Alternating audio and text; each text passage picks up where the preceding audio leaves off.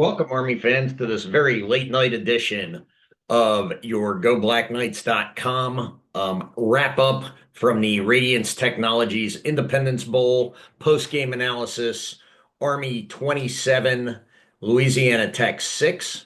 Army with a dominant victory in their last game of the 2024 campaign. Most wins in the history of Army football at 12-2. So a very, very good season.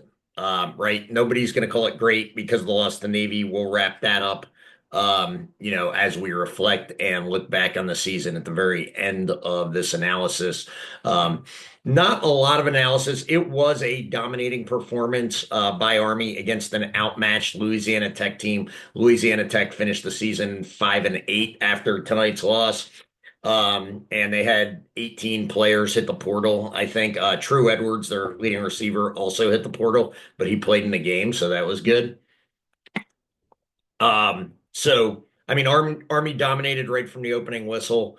Trey Granati kicked the opening kickoff out of bounds again. He had problems with kickoffs again, and Army had problems with kick coverage all night. That was probably the only weak spot in Army's game. Um, Army went ahead and got a stop on the first drive after one first down. And then the offensive line came out and the mob came out with an edge. They were angry. They got a great push, not only on the first drive, but all night, but especially on that first drive. That first drive went 8 plays, 80 yards.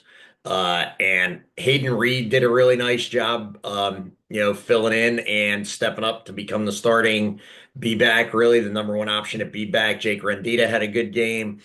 Carson Smith had a good game, but Hayden Reed had ended up with over 100 yards on the night. And let's see, if we look at stats, Hayden had 20 carries for 114 yards, 5.7 average, and a touchdown. Bryson Daily capped the first drive with a touchdown run. So Army goes up there 7-0 after that Daily touchdown run on the first drive. My analysis there again is just that I'm sorry, the first drive, yeah, the Army offensive line, the mob was just dominant. Connor Finucane was playing with an edge. Bill Katsianis was playing with an edge. Brady Small was playing with an edge. They showed tonight why they were the Joe Moore Award-winning best offensive line in college football. Army total on the evening rushed for, gosh, I'm gonna have to get better with this phone, guys. Army rushed for a total of 321 yards, so they will still be the nation's leader after tonight. 386 yards of total offense. Just like I said, really was never a close game. Credit to Louisiana Tech for stepping in and taking this game when Marshall had to drop out and so many other teams decided not to play Army. Credit to Louisiana Tech for taking the game and playing and playing hard. You could tell they wanted to be there. They played really hard. But Army was just the better team tonight and just dominated the game. 27-6 might be a closer score than some people want, but at the end of the day, it was a dominating performance. Army with 386 yards of total offense, 321 on the ground, 65 passing. Most of that came on a big pass play to David Crossan, who got his first reception of the year, went all the way down to the 5-yard line. And then Bryson Daily took it in on the next play. Let's talk a little bit about Bryson Daly's record-setting night. 32 rushing touchdowns. That is the most in a season by any quarterback in the history of Division I football. And overall, it's the third most rushing touchdowns in a season behind only Barry Sanders and Monty Ball. So, for all the Bryson Daly haters out there, the man did do something that only two other players in the history of college football have done. We'll see if Ashton Genty is able to catch Bryson or not. He'll need 3 touchdowns against Penn State on Saturday, or hope Boise wins and he can get more in future games. So One of the coolest things about that is Bryson Daily breaks Keenan Reynolds' record for most rushing touchdowns in a season. Like I said, the offensive line was dominant all night. When Gordon asks me for my MVP for Monday morning quarterback on offense, it's actually going to be the mob. Daly had huge numbers, but because of just the overall dominance of the Army rushing game, I'm giving it to the entire mob this week. Hayden Reed 20 for 114, Bryson 27 for 127, Noah Short 5 for 27, Tyrell Robinson 4 for 25, Carson Smith, who will be probably the number two or number three fullback next year. He'll get a decent number of carries, 5 carries for 21 yards. It was good to see him get some action. As a sophomore, he'll be a key piece of the puzzle next year. Jake Rendina had 1 carry for 6 yards, even though he's used primarily as a blocker, so that was nice to see.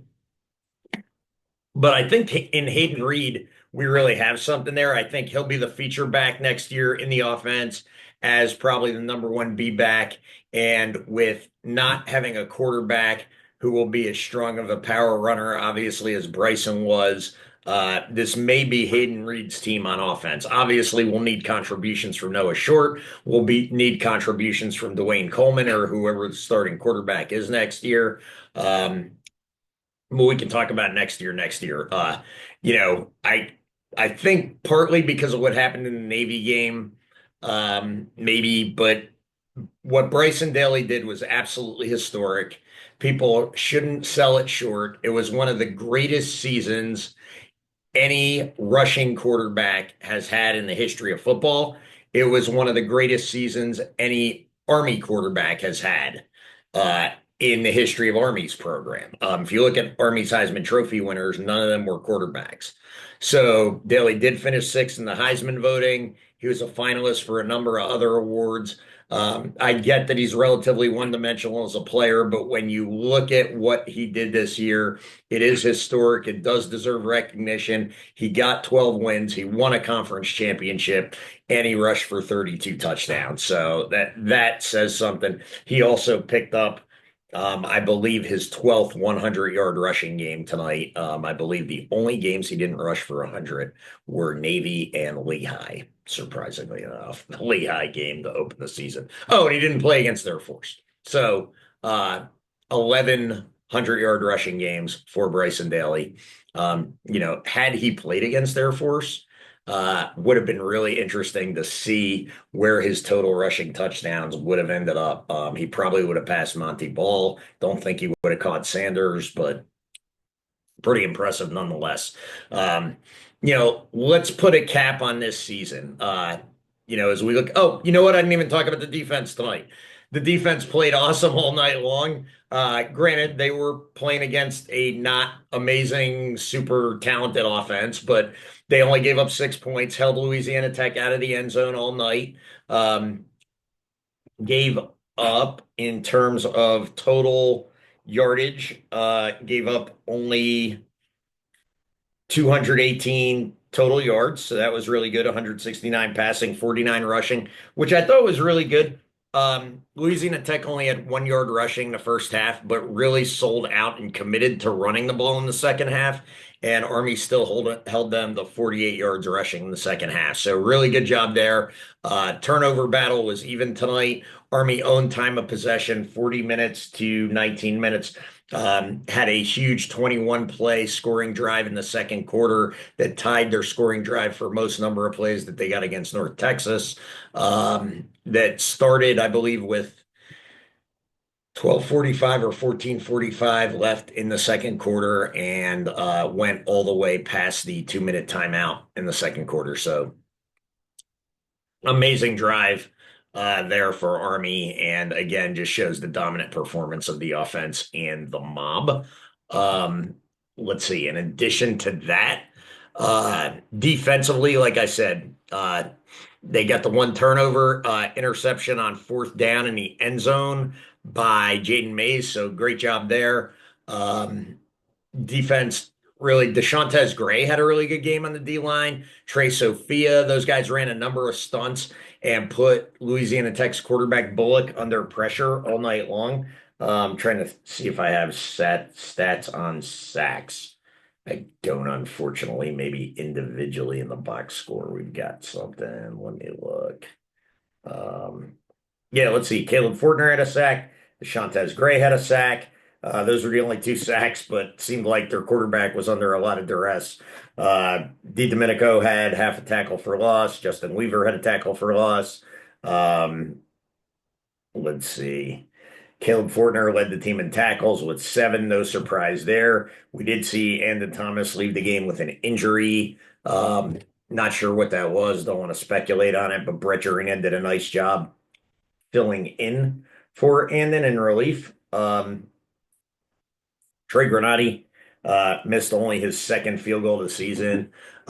He seemed off the last couple of weeks, so we're definitely going to need Anderson Britton back next year, and we're going to have to. He'll help out a lot on kickoffs, and who knows what the field goal kicking situation will look like. But as we look at this Army season in retrospect, right? The Navy game just kind of left a sour taste in everyone's mouth. And if you heard the comments that Jeff Monken made, nobody was more frustrated, disappointed, or ticked off than he was. I spoke with Caleb Fortner this week. He was extremely ticked off about the performance in the Navy game. I mean, credit to Navy. They're a really good team. I honestly think both Army and Navy should be ranked at the end of this season. I can't believe I'm saying that. Obviously, I think Army should be ranked higher, but both teams, I believe, have earned a ranking. Navy with their win over us and their win in the bowl over Oklahoma. But I know that game kind of left a sour taste in everyone's mouth, and rightfully so. It is the most important game of the year. Caleb Fortner told me that the other night. Jeff Monken will tell you that. Bryson Daily will tell you that. I'll tell you that most important game of the year, and they lost that game. Without winning that game, you can't call this an outstanding or a tremendous or stupendous or great season. I'm kind of paraphrasing Jeff Monken there, but it was a really good season. What did Army accomplish this year?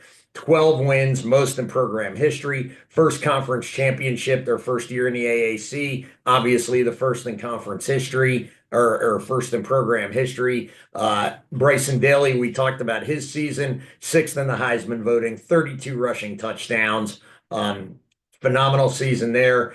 The running game in general had a phenomenal season. The offensive line, every offensive lineman got either an all conference or an all American award or both in a lot of cases. And they won the Joe Moore Award for the best offensive line in the country. Army led the country in rushing. Other than the Navy game and rare turnover here or there, Army hardly turned the ball over at all season. The unsung heroes of the team were the defense. I mean, the defense was great in a number of statistical categories. Stop percentage that Nate Woody likes to talk about a lot. Points allowed, red zone defense, fourth down defense, uh, interceptions. There were a lot of statistical categories the defense was great in. And most importantly, just teams didn't put up a lot of points. You look at the games, obviously the Navy game with 31, Notre Dame with 49, but we're not going to talk about Notre Dame. They're putting up points on everybody. We'll see how they do against Georgia this week. And then East Carolina, who won their bowl game tonight, put up 28. But other than that, Army did not surrender more than 20 points against any other team they played, which is really, really good, especially in this pass happy era of college football. Do I believe Army's complementary nature of playing football and the amount of time the offense holds the ball helps with that? Absolutely. But the defense did what they had to do all season long, and they were super effective. What's exciting on defense, whereas we lose a lot of key guys on offense, the only really key players we're losing on defense are Kyle Lewis, Chance Keith, and Max DiDomenico. Pretty much everybody else from that defense is back next year. I truly think the defense is going to be the strength of the team. So, as you kind of try to encapsulate, how do you talk about this season? I mean, gosh, there were so many positives, right? 12-2, most wins ever by an Army team. Conference champions,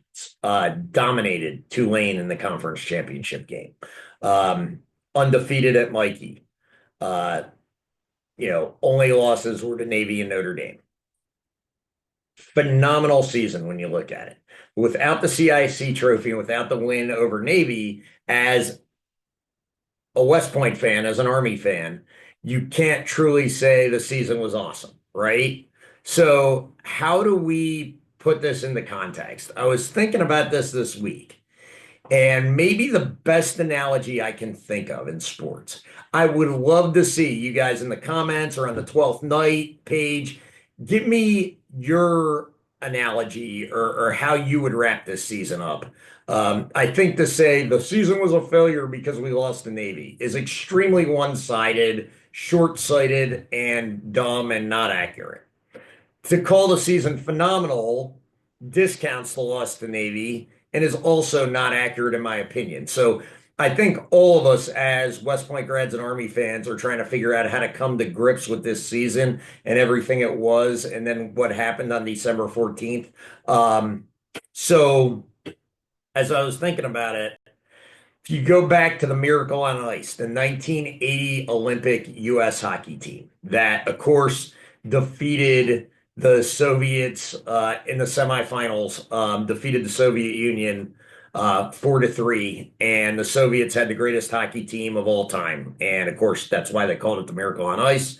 If you're a sports fan, I don't really need to give you the history. You could argue it was the greatest upset in the history of sports. Um, but what a lot of people don't know, especially people who weren't around in 1980, is that game was not for the gold medal. The US had to come back the next day and defeat Finland to win the gold medal. If the US doesn't defeat Finland because of the way the Olympics was set up the next day, I believe, I could be wrong in this, I don't believe they would have medaled. Finland lost to the US, they didn't medal. Uh, the Soviet Union took the silver, Sweden took the bronze. It was some weird thing where it was all based on like goals and points and wins, and a hockey person can probably explain it better than I can. I will be the first to admit I am not a hockey person. But if you look at that, had the US upset the Soviets and then lost to Finland, would we still be talking about that game 44 years later and making movies about it and documentaries and writing books about it and talking all about the 1980 U.S. Olympic hockey team? I would argue that without the win over Finland and without the gold medal, that story is not nearly as cool, and we're probably still not talking about it. And all those things I just talked about never happened. So I would actually compare this Army season to, excuse me, winning the conference championship and going 12 and 2 and winning the bowl game was the equivalent of beating the Soviet Union. Now, it wasn't an upset. It wasn't like, oh, the miracle on ice or whatever, but it was just this awesome thing that coming into the season, Army was picked to finish fifth. Even yours truly at GBK, I picked us to go 8-4. Never thought we'd run the table the way we did. Um, but I'd kind of equate the season to the U.S. Olympic hockey team in 1980 beating the Soviets. Losing the Navy was like what would have happened if the U.S. Olympic hockey team had lost to Finland in the finals. Um, no medal. I don't think the Soviet upset gets talked about nearly as much as it has for the last 40 years. And that team isn't nearly as famous as they are. So, with the loss to Navy, you have to take that and put this season into perspective as a result of it. As a result, I would say, I myself, people might disagree with me. I would say the 2018 and 2017 Army teams that won the Commander-in-Chief's trophy, I would rank them higher in the pantheon of best Jeff Monken teams because both those teams won the CIC and beat Navy. Uh, I would probably rank this team right behind the 2020 team who went 9-3 and also won the CIC. Granted, it was on our home turf because of COVID, different weird kind of season. But I would probably personally put this team, because of the loss to Navy, as the fourth best in the Monken era. Clearly better than the two 6-6 teams that beat Navy the last 2 years, and the 6-6 team that won the CIC last year. Um, I think if you're not willing to admit that, you probably put way too much emphasis on the Army Navy game. I know it's the most important game of the year, but it doesn't make up for a differential in wins that of 6 wins. So I would probably rank this the third or fourth best Jeff Monken coach team. That's out for debate. Want to hear the debate on the 12th night. Want to hear what you guys have to say. But all in all, a great season. It's just like we beat the Soviets, but we lost to Finland and didn't win a medal. That's kind of how it feels. But they capped it off the right way, and they've got momentum going into 2025. We've got plenty of time to talk about the offseason and next season. Probably some questions at quarterback. Whatever the offense looks like next year, it'll be different than this year's offense. There won't be nearly as much QB power and QB follow, I don't think, because Bryson Daily was a unique individual. And what I kind of would love to see everybody do over the next couple days to a week is just sit back and just think about the great season that Army did have.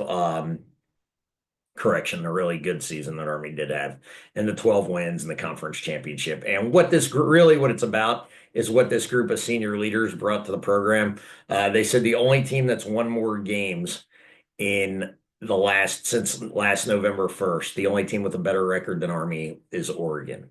Army's 15-2 over that stretch, so it's pretty impressive. And the whole like, oh, they don't play anybody, that's a bunch of BS. Honestly, it just is, and I'm just over it. The American Conference is now 6-1 in bowl games. East Carolina won their bowl game. UTSA won their bowl game. Tulane got gutted by the portal and had a really tough bowl opponent and didn't win their bowl game. Navy won their bowl game, and South Florida won their bowl game. And I'm probably forgetting another one, North Texas or somebody. But Navy beat all those, or Army beat all those bowl teams. Um, you know, they beat a really good Tulane team in the conference championship that was ranked for a while. And we can go back in the not too distant history and find Army teams who lost to plenty of bad football teams. So the whole, oh, they didn't play anybody, so they're not that good. Look what happened when they got up against them. Stop it. This was a really, really good football team who happened to have a bad day on December 14th and came up against a talented team that did not have a bad day that day. So anyway, 12-2. They finished the season the right way, sent the seniors out on a winning note, and congratulations. Big catch by David Crossan tonight. His dad did a lot of videography work for us here at GBK, especially last season. Great guy. Just his parents are just great people. Had the opportunity to spend a lot of time with them. Bryson Daily had the opportunity to meet his family. They're great people. Of course, Brett Jarena and his dad Joe has helped us out with some podcasts and the D Domenicos and the Dailies and I know I'm leaving people out. That's the danger to this, but just want to highlight the seniors and what they've done for the program. Connor Fanuc and I got the opportunity to interview his mom a couple of years ago before the Army Navy game. And this group of seniors was a great group and did a great job. 12 wins, most wins in Army history. It's super late, so I'm rambling. This is probably not my greatest post-game analysis ever. My voice is also super dry. So anyway, Army fans, once again, Army with the win in the Radiance Technologies Independence Bowl, 27-6 over Louisiana Tech. They finished the season 12-2. Until next time, go Army. Be